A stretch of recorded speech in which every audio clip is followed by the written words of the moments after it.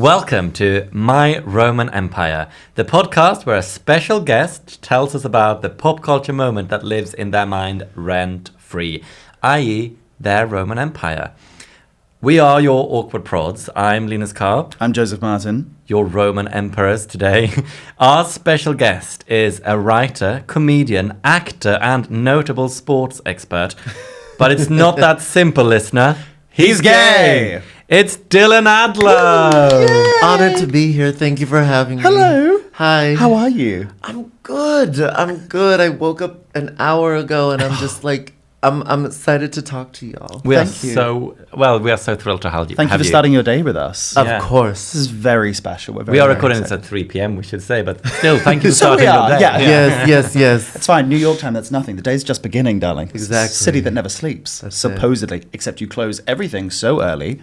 Yeah. We'll get into everything else, but you close everything so early. Compared to London? Yeah, well, I feel like London closes early as well, but like in my mind, New York, like leaving the theatre when we finish the show at like kind of 11 p.m., everything will still be open, and yet everything in Soho is closed. Soho is sleepy. Soho is sleepy. What is happening? No, there are certain point? neighborhoods that are like, their bodegas and things will be like open. Where do we need to be then?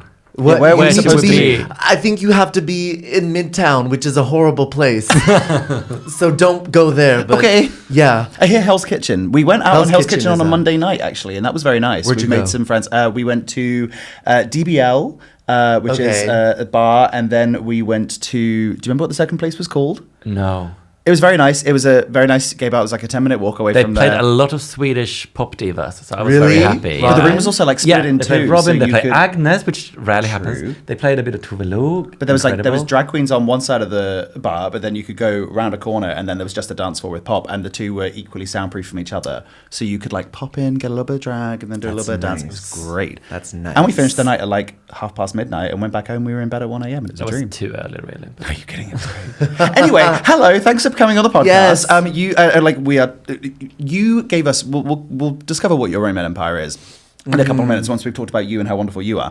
But you gave us a Roman Empire that I am going to say, as a result, canonically, is a Christmas Roman Empire because of the release dates, etc. Yes, And I think yes, it's now going to yes, be a Christmas. yes. And I think that might be a controversial opinion. I don't care. Yeah. But let's talk about how wonderful you are first. Yeah.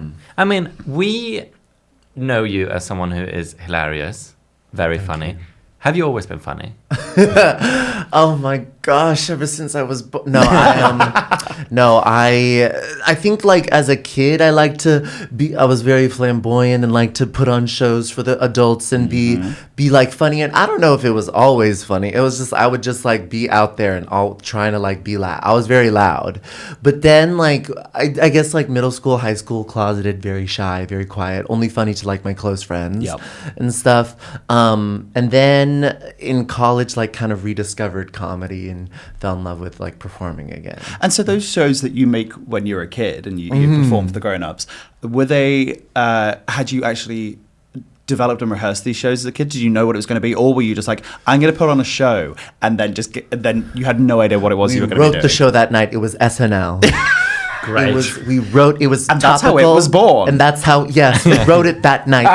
And I gave every little kid, I was a menace. I gave every little kid lines and I gave myself the best, most lines. But of course you did. As you should. As is your right. I mean, Yeah. that's why we still like write shows. I'm like, well, these jokes I'm going to keep. Oh yeah, it's massive frustrating. Coming Like- up with a really good joke and realizing that I've actually written it for like Linus's characters rather than one of mine is so annoying. So I'm like, this is really good and I will never get to say it. One of my favorite jokes in Gwyneth is one that I had to give to him because it's about Chris Martin, and I'm like, oh, okay, this is like, I guess this makes no sense for my character to say that Chris Martin is the color beige personified. Yeah. But Gwyneth has to say it, so it's like, okay, fine, I'll hand it over. Of course. But then you're a twin as well. Mm-hmm. And I thought you were going to say twink. I was like, well, that's pushing it, I think. No. Well, you know, in some countries, maybe, I don't know. In those very, like, you know, dark countries where you can't really see well. Yeah, in very, you know, just kind of, low lighting countries. Middle of winter. Yeah. Sorry, yes, you're a twin. Yes, you got a twin brother. Yes, I have a twin brother. Were you, even back then, were these shows things you were doing together? These are things we were doing together. I'd give him lines, and he would follow suit. And these were things we were doing together. Like, we'd perform together, but I always felt like I was a little more like, I gravitated a little more towards theater and performing. And so him. what does your twin do now? He is a professional oboe player for the Tucson Symphony Orchestra. Oh my God. I know, a real ass job. That's insane. Yeah. But then also, obviously, guest star on your TikToks. Yes, of course. So which is like a side income, a side hustle. A side hustle. So it started out where I would put a gun to his head and I'd be like, bitch, you better film this or else. And now he's like, so when are we filming? Yeah. I need more followers. Like, do you both get spotted from your TikToks Yeah. outside in the real world? Yes, What is yes. that? What is that like? Do people just scream at you in the street like, we're gay? oh, so usually it's in like queer spaces. So like gay bars or like, so that's when that will happen. But when we're at like Six Flags Magic Mountain, that's not happening at a theme park. I imagine you frequent that frequently. Yeah? Like Yes. Season pass. Oh, season pass, 100% roller coaster junkie. With your brother, do you ever get competitive, or is it always like, oh, we have so much fun doing this together?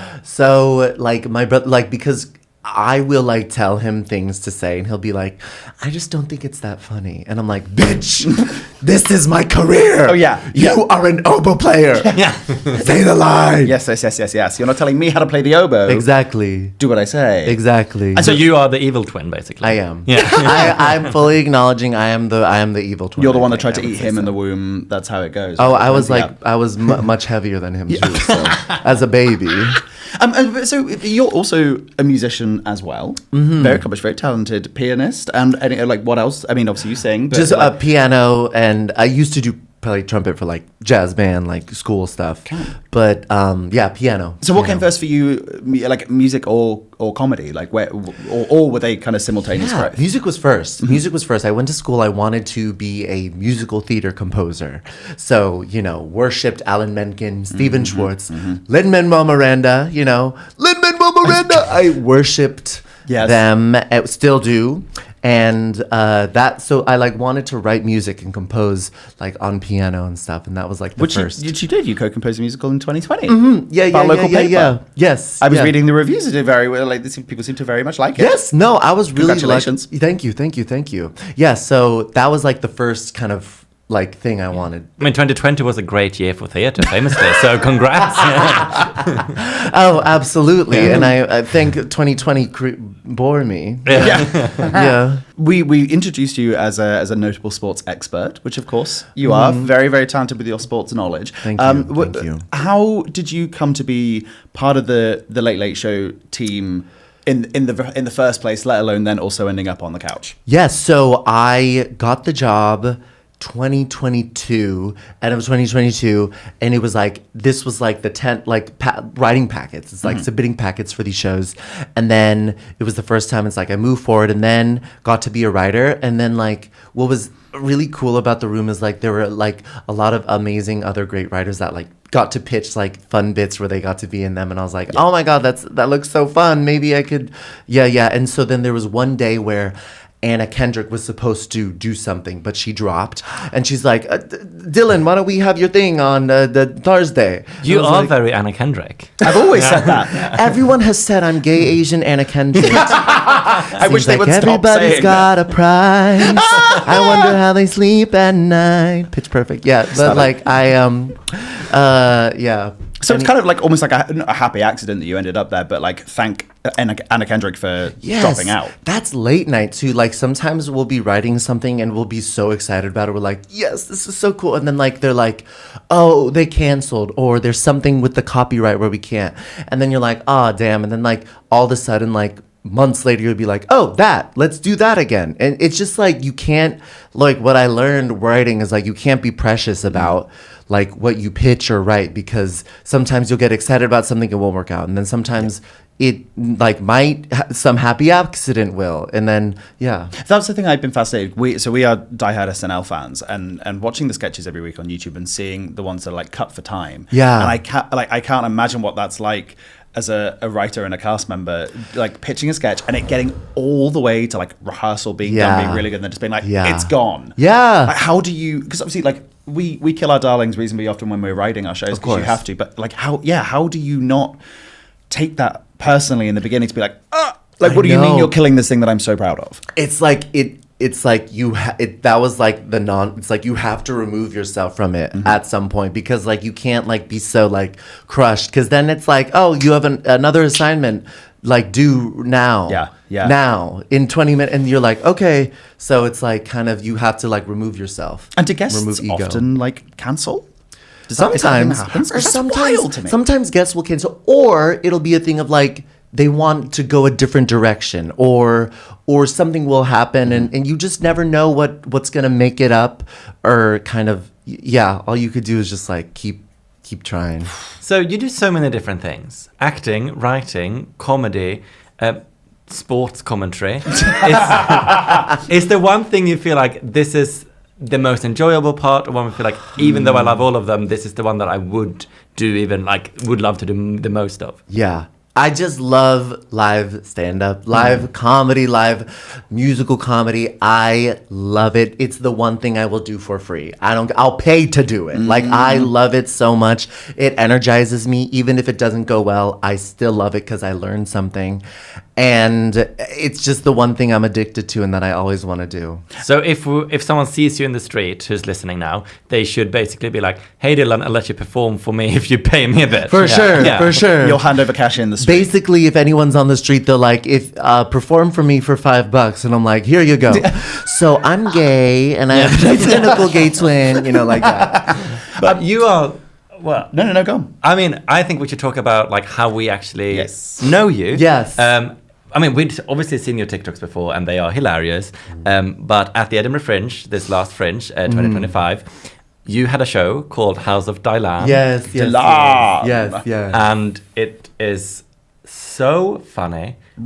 Just one of the finest things I have seen at the Fringe ever since I started going there. Just a perfectly curated hour of stupid, insane, comedy. gay brain rot. Yeah. And it's just like, it's so fast paced, it's so funny, it's musical, it's jokes, it's everything. It's a backflip, spoiler. I think if you've ever seen any of Dylan's material ever, you know that there's inevitably going to be a backflip in there. It feels like that's part of the... Benson Boone impersonator. Absolutely. Gay Asian Benson Boone, as many say. Anna Kendrick, Benson Boone. You've got them all.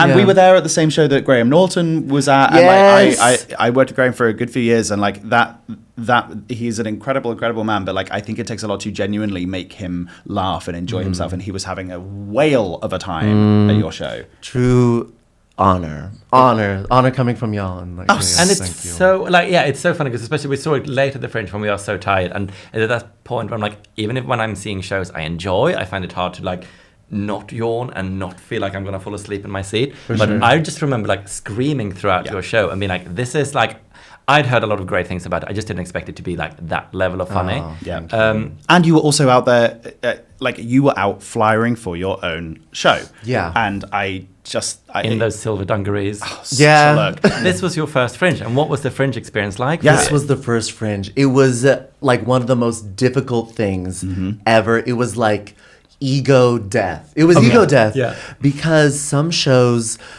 I was like, oh my gosh, that was my favorite show. And then like the next day it's like, oh my gosh, what am I doing? That was a horrible time. And then, and then also like every single moment I felt was like every waking hour I was like trying to work at the show. So it was like flyering and then and then working with my director to like rewrite and then, tighten and then like perform and then unpack that. And then like, so every moment, but it was really amazing with like lots of great moments and highs, but also there were a lot of like, it was really, it was because it was validating because it also came from a place of like, ultimately it comes from like, I don't know what I'm saying. I'm enjoying it. I'm watching the stream of consciousness. And you have to like you have to like be inspired by what you have to be inspired. It has to come from you because it cannot be relied on. Like absolutely not. No. Like, but whether it's on stage at the Fringe or like watching you at the Late Late Show when you like go on there for the first time, and then you also seem so humble. Like now, just when we're saying like how much we enjoyed your show, it like you seem so like incredibly humble and take in everything that happens. But like, which is very nice. But also like you must be aware that you're very funny. Oh, stop it. Stop it. No, I appreciate that. And like I definitely like through the years like gained more confidence through just like hours of performing, hours of failing, hours of trying, and then being like, this is what works. This works. And then like gaining that. But definitely yes. It's like it is the sort of what was so validating about it is like, okay, ultimately as I walk through this career, it is I have to lead with what am I inspired by? What makes me laugh? Yes. What excites me? Because ultimately, that's the shit. It's like, you know, it's like, you know, everything aside, it's like all a carnival. It's like you just have to lead with 100%. What you're inspired by. When was how long did House of Dylan take to create as a show in its entity? Were they individual like pre-existing bits that you thought about before, or was this like I'm going to sit down from scratch, create this hour? Like how did that come to be? It came to be like a lot of I like started with like stand up, so it's just like a lot of some disparate bits, and then I sat down with my director Sam Blumenfeld, who's brilliant, helped me like craft this whole show. He's like my co-writer, like helped like kept me from going insane at the Fringe. Yes. At one point at the Fringe, I was in the shower and I had a laugh that turned into a cry, and then it turned into a laugh and then a cry. It was kind of religious. Okay. Anyway. Yeah, no, I've been there. I feel you. Yes. Yeah. Were you staying in like student accommodation while you were there? No, I was like tiny little booth showers. Did you have somewhere nice? Oh, okay. Yeah, it was nice. It was well done. Nice well done. So an actual space to cry in the shower. Yes, exactly. There was space to cry. Well done. And it wasn't public showers, so. Yeah. Oh yeah. Anyway. So you're working with Sam on that? Yes, working with Sam, and then we together like helped like create like a narrative and like make it cohesive with like an opening, finale, and like kind of weave the show to have like more of a narrative arc. So yeah, that's how that happened. And so you like us utilize the audience a lot in the show. There's a lot of audience participation. There's call and response, etc., etc. Like how have you found doing the show in various places? You've done it in Edinburgh, you've done it in New York, etc. Yeah. Like where do you think that sweet spot is for audiences? Like, do you find that they need like ramping up to get involved? Like, how do you get the best out of your audience members? What I love also about y'all's show is the audience participation. We love to feel like we're a part of it. Yes. We're in the moment together. Absolutely. It's like they love to feel like this is an experience we're creating together. Mm-hmm. So like adding in me and Sam, actually like we're adding in more audience stuff where it's like we're getting them involved. We're in the moment because that's some of the, you know, funnest kind of moments of the show. And so I found that some adjustments for like, you know, cultural references went like crossed over the pond. Yep. You know? So we had to do that. I used to have a song about American football, but I changed it to soccer or y'all's football. Yeah. Thank you for that. Thank you. Of course. Yeah. And then it worked. I was like, oh, okay, that's it. They just don't like. I'm like, oh yeah, they don't watch American football, so obviously these references aren't going to work. I mean, it was funny because I think the day after we'd seen your show, it was then a fire. The evacuation. Yes. And we stood outside Pleasance Courtyard where we both performed. Yeah. And I was talking to you, and I was just like saying how much I enjoy your show. But I was like, I also don't want to come across as fangirl, because at this point, I'm like, you probably don't know who I am. I'm just like, you know. I was like, I was going to be like, oh, you can come to our show if you want to, blah, blah, blah. But like saying how much I enjoyed it. And then you came to see our Diana show. Yeah. And I fucking loved it. You played Diana's dad. Oh. And you did a backflip. Role of a lifetime, I went method. We've been waiting 3 years that show's existed? Yeah. 3 years we've been waiting for a backflip. No one's done a backflip until you. done a backflip. And you also, it was a very educational show for you, I think, because you learned about MI5. Yes, MI5. Yeah. Oh, yeah, what was it I said M15. M15. Yeah. Because I'm like, I don't know what MI5 is. Yeah, I thought that M15, I was like, is this the East LA gang? Los Salvatruchas? Like M15? That's what I thought it was. I'm like, y'all have that in London? Yeah, Princess Diana's big into LA gang culture. Yeah. That's a line Dylan had Should to read explain on for the screen. for those who I'm aren't like, aware, the Crips are in London? Yeah, MI5 being the spy agency of the UK for people who may not be aware of what that is. But we had you had M15 previously. Someone said the NHS. Oh yeah, instead of MI5, and like no, not the National Health Service, babe. Like, no. You were so good and so funny, and like I really felt. Because we cast audience members in our shows all the time, and our audience members generally rise to the occasion, and they are so good. Yeah. And then when we have someone like you come in and do it, we say afterwards, like, God, like Dylan's just so great, and like the audience really rise to this, and they really feel the moment, and we're like, it's almost as though casting performers in roles takes the show to another level. Rather than just like throwing roles on audience members who may not want to do it. And it's not signed up for it, who has paid to be there. So stupid. I feel like we should get into your Roman Empire. My name is Dylan Adler, gay Asian Anna Kendrick. I'm Dylan Adler, and my Roman Empire is Wicked the musical. I'm sorry, I love it so much. It's my Roman Empire. I'm gonna ask why. I know, because sometimes theater people are like, hack, but I mean, I've seen it twice. I think Yes, it's fine. I quite yes, like it. yes. But why is it your Roman Empire? it was one of the first Broadway musicals I'd ever seen. And I fell in love with Broadway after that. I was in love with the music. The chord progressions are so complex. I think Stephen Schwartz is such a masterful composer, and I loved the characters I loved the characters. How old were you when you saw it? I was 17. Okay. Also, peak gay introduction to Broadway. Exactly. It Perfect. was. It's a real. So it's only been like spectacle. 2 years. Yeah.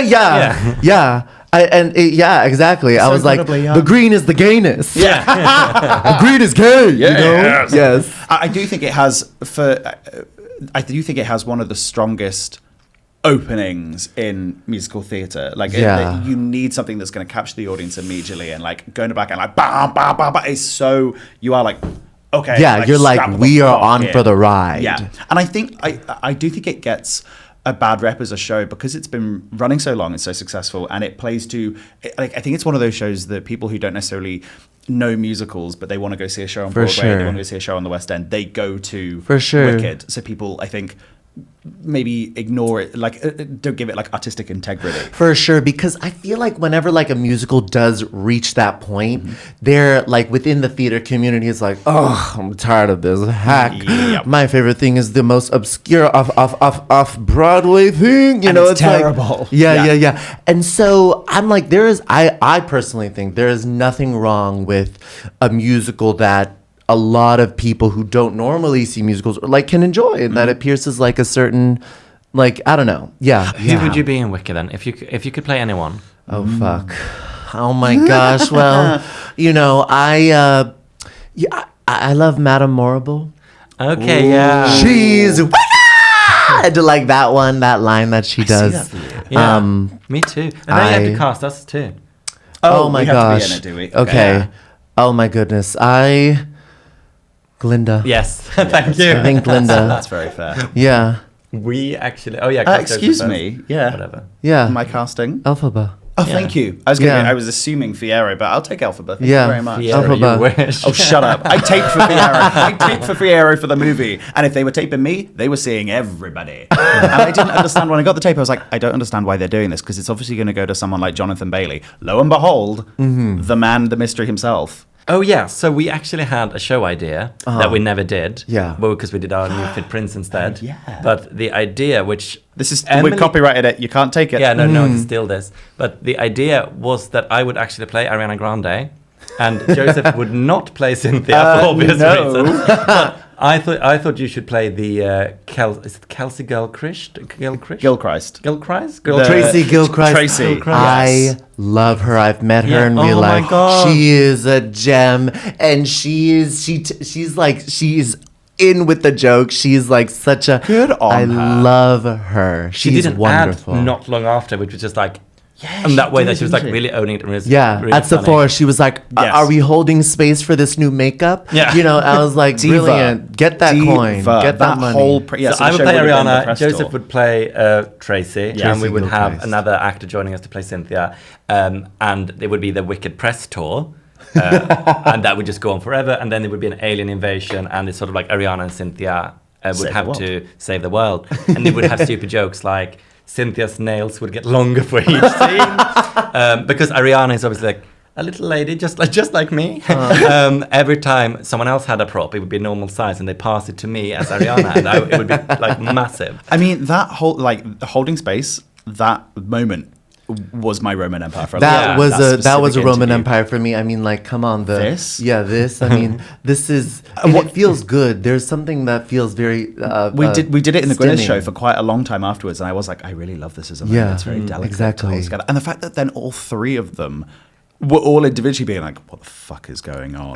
And then they just find themselves stuck in this thing where it just gets worse and worse. But it's such like a beauty, like because they're all such nice, warm people in that moment, and there's like Yeah. you can really feel the love between like Cynthia and Ariana. You can. No one knows what's going on. The questioning just gets so weird, and like Cynthia's over and like emotionally overreaction, like just I so ready to know. be so emotional straight away. Yeah. Like, I mean, like didn't when know you're that on a was press tour happening. like that, you must be exhausted, and you're like, "Oh, I'm sleep deprived, but this is so emotional." Yeah, And I feel in for the those queer women. community. I'm Yeah. I didn't know that was happening. Yeah. It's so good. I actually haven't watched it in ages. I'm in queer media. and, like, I am in queer media. So, That's her yeah. bio now. That's her Insta bio. I'm like, bitch, I love you. What a special moment for them. And so, what did you think of the first Wicked movie? I loved it. I had a feeling you might. Because Stephen Schwartz was so, and when he holds me, the original book writer and like librettist were so deeply involved. They wrote new themes for the.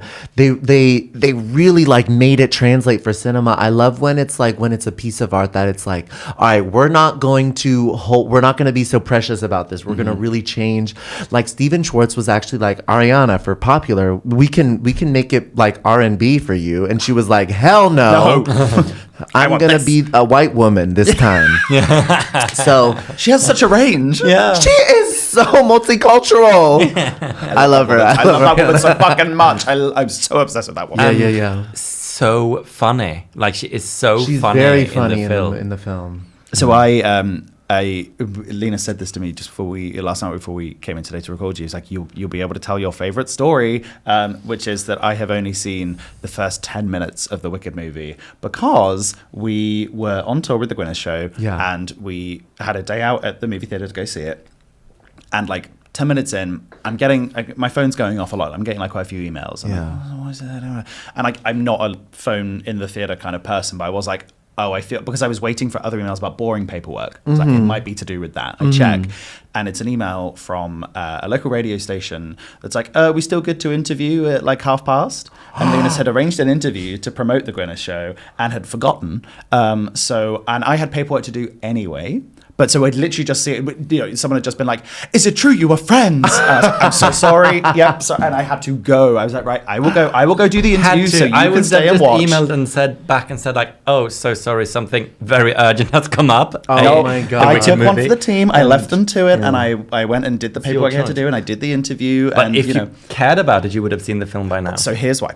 I have not seen it because at the time of recording, the movie's just about to come out. Yeah. And cinemas in the UK are doing dual screenings where they're showing 1 and 2. Yeah, that's right. And so I want to go and do Wait, that. oh, that's good. That's good. Like if You I'm can going to do that. experience it, I want to experience it on the big screen. I want the spectacle of it. Why wouldn't I just wait and go see both? And at the end of part 1, you want to see it. Exactly. You're like, I don't want to wait a year. Like Yeah. I'm going to sit down and watch 2. And I think Yeah. it's a very bold decision to turn it into 2 movies for a show that historically people have said the second act is a trickier act to follow. But like you've got so many good songs in the second act, so many good moments. beautiful As Long as You're Mine. songs. Used to sing that in my singing lessons at school when my Yeah. voice was breaking. It was a wonderful transitional song. It was great. Yeah, it's the We're Gonna Bone song. Yeah. Yeah. And they are. And they are. I remember seeing that on the West End and being like, oh, they're Yeah. kissing a lot. Yeah. This is a very, very, very long Yeah.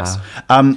Do you feel like any obviously it's amazing that they've made the films, and they're like, I mean, we've only seen the first one at this point, and You have. very enjoyable. Yeah, it's your own fault.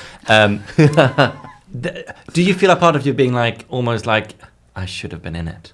Because I do feel like that about Lord of the Rings, which obviously I was way too young when those films were made. But like they were so much like my gateway into like, you know, cinema, I guess. And like I love those films so much, and I would watch them literally every day. And I've had so many dreams about being in the cast of Lord of the Rings. Yeah. And I'm kind of like, oh, I can't believe they made those films without me. No, I'm when I watch like certain comedies that I've auditioned for and TV, that's when I'm like, oh no, that's when I'm like that. Should have been me. Exactly. But with Wicked, I was like so excited. I kind of removed myself. I don't know, maybe because it's like not a comedy thing, but I just like I don't know. I just felt like mostly excited. But this is why I was saying at the start of the episode that I think Wicked is now canonically Christmas. Because they made the decision 2 years in a row to release it in time for the holidays. Yeah. And so, ergo, I believe Wicked, certainly the movies, Wicked is a Christmas film. Wicked's a Christmas movie now. Yeah. Elphaba is kind of like the Grinch now. Are you just saying that because she's green? Yeah.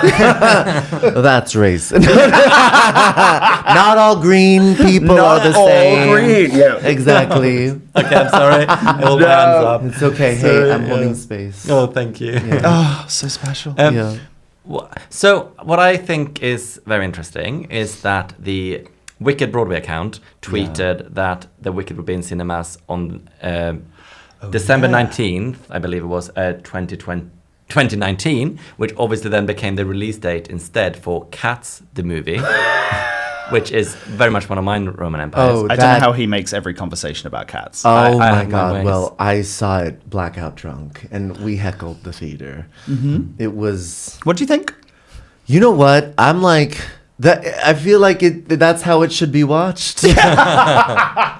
Yeah, we were dangerously sober when we saw it. Okay. At the movie theater. The first time, but I am obsessed with that film, obsessulated with that film. Very good. It's very good. I've seen that film so many times. I made a show about that film even, which was And do you think if John M. Chu directed Cats, that would have been as big a hit as his Wicked is? You know what? Yeah. Yeah. I see that. I have faith. Actually. Yes, I see it. I feel like the color palette would have been like, it would have been a bright color palette and it would have been... I mean, imagine Skimbleshanks the railway cat, his train, looking like the train in Wicked. Oh my God. Cam. Jonathan Bailey dancing around there on the tracks instead. Yeah. Yeah. And, Michelle Yeoh would have been like the bum bum ba dun da dun da dun the day is done, Oh, yeah. Jenny Annie Dots. Dots. Actually, Jenny great Annie Dots. casting. That is my favorite song from Cats. Oh, I it's love good. that song. It's good. I grew up loving that musical so much. And Linus had no interest in watching it until the movie version came out. And then he went to see it and he was like, oh, my entire life has changed. Thank you. You know what? Cats it's kind of posed as like this. When I saw it as a kid, I didn't really get it. But I saw it as an adult. I'm like, this is about mortality. Yes. This is really deep. Yes, every character has their own backstory, and it's Yeah. really beautiful. And we all just really care about having a purpose in life, being reborn. It's very, very special. Getting a new life, or just working on the train. Or just working on the train. Exactly. Either way works. Yeah. Imagine being him, Andrew Lloyd Webber, pitching that. It's like, hear me out. Yeah. Hear me out. Yeah. Cats. This book of poems about cats. Yeah. Storyline? Yeah. It's got one. You don't Yeah. need it. Why develop it? And I remember my dad telling me he went to see the first West End production of it, which is quite rogue for my father. And getting to the intermission and think, like I said, oh, what did you think when you went to see it? And he was like, oh, we got to the interval, and I was like, what the fuck am I watching? And what's happened? Why is this being made? Yeah. And I think that's exactly how a good musical should be. Yeah. There is a girl behind me when I saw the Broadway production. She kept falling asleep and hitting my chair, and then she woke up and she was like, "There's no plot." Diva, bitch. There's so much plot. Yeah, there's so much plot. You just gotta listen. Yeah. Yeah, you just have to make it yourself. Yeah, exactly. So back to Wicked. Why? How do you think, seeing that it's 17 and that birthing a love of Broadway, how do you think that then influenced your life as you continued? Well, Post Wicked. I bought every bit of sheet music from Wicked, and I learned the piano accompaniment. Fun fact, if you are a pianist, the accompaniment to Wicked is incredible. It's like, because for some shows, like, you'll buy the sheet music and it's like just like basic chords. The sheet music to that it will make you a better pianist, and it's the real deal. Like, and so I learned all of that, was obsessed with it. It influenced the music that I tried to write, that I wanted to like compose. And then I think it just influenced me as a performer, because I don't know, I love elevation. Yes. I love, yeah. So when can we expect to see a cherry picker ascend you into the sky in the next version of House of Dylan? Like, when's that going to happen? As soon as the producers say yes. We will fund it. I will personally put that money in and rent you one. I used to have a license to operate one. I'll get it again for you. Amazing. We'll make it happen. How do you feel about the no-fly shows? Oh, wait, what's that? Oh, the alternate staging when the cherry picker doesn't ascend into the edge, about no-fly shows. So Wicked have no-fly shows, which is they come out for Elfa comes out for Defying Gravity, and she's attached into the cherry picker thing, and obviously she is meant to ascend upwards while she's belting away, and it's in those sort of split seconds where they're like, oh, there she is, you got to stop her, whoa. And if the cherry picker doesn't start moving in that moment, because there's always technical issues with it, it becomes what they call a no-fly show. And the entire staging is that rather than all looking up, all the guards just lie on the floor. Whoa. And that's it. And they just lie there, and she stands and belts and does all the things she's supposed to do when she's in the air. But everyone lies on the floor. And that's Broadway staging. It's West End staging. Like, that is what they just lie on the fucking floor. I would love to see a no-fly Yeah. show. So obsessed, right? Which is great. Yeah. I think that's super special. They're just on the floor like, look at her, get her. Literally that. I love that. Like, We should sort start of doing like that for daggers every in the performance hands. we do. Like, oh, sorry, this is a no-fly show. What, for Gwyneth? Yeah. Yeah. So you're going to have to lie on the floor now. I could do that. I would love to see the No Gwyneth Fly show. Yeah. Yes. We'll make it happen. Yeah. I think actually what I'd really love is if you could train Linus to do a backflip, and then we have a backflip show. Oh I my was God. trying If to... Gwyneth could come into the courtroom doing a backflip, that'd be really I cool. I'm also too God. scared for those kind of things. Yeah. Actually, I really need to ask you that. Oh yeah. How the hell do you do a backflip without feeling like you're going to die? Like, where you're like, I'm going to land on my head. This is it. I don't know. When on stage, there's like an adrenaline rush that does translate to like, it is like. And you did it on TV as well. Uh-huh. That I really was terrified watching. So I was like, That oh my was, God. I was honestly a little, because I don't really do it in a suit. I haven't really done it in a suit before. So I'm like, yeah. Yeah. Oh, and it was, I'll and it do was it. full backflip. It wasn't Full backflip. hands back out of it. It was because the producers were like, actually, it'd be more impressive if you could do a full one. I was like, yeah, I can do that. yeah. But like, I think like when it's like, if I'm tired and I'm not energized, that's when you hurt yourself. When you're like sleepy or you're not committed.